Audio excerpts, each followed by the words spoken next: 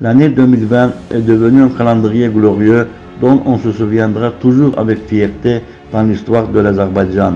Le Karabakh natal, qui était sous le joug de l'ennemi depuis des années, a été libéré de l'occupation grâce à la volonté inébranlable du président de la République d'Azerbaïdjan, du commandant suprême des forces armées Ilham Aliyev et à la bravoure de l'armée azerbaïdjanaise victorieuse.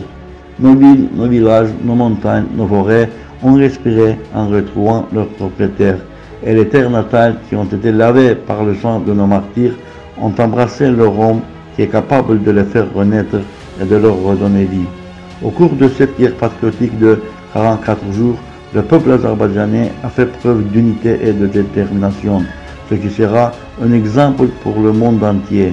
Et dans cette période difficile et fatidique, il a également reconnu son ami et son ennemi. Oui, la guerre juste qui a commencé le 27 septembre de cette année s'est terminée par la glorieuse victoire de l'Azerbaïdjan. L'intégrité territoriale du pays a été rétablie. Cette magnifique victoire a été obtenue progressivement grâce à de nombreuses années de réalisation dans les domaines militaires, politiques, économiques, culturels et diplomatiques.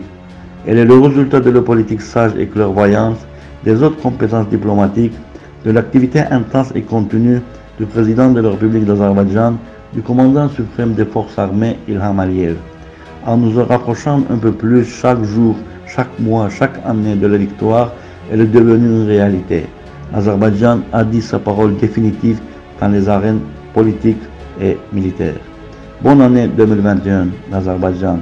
Je te accueille avec joie, enthousiasme et fierté.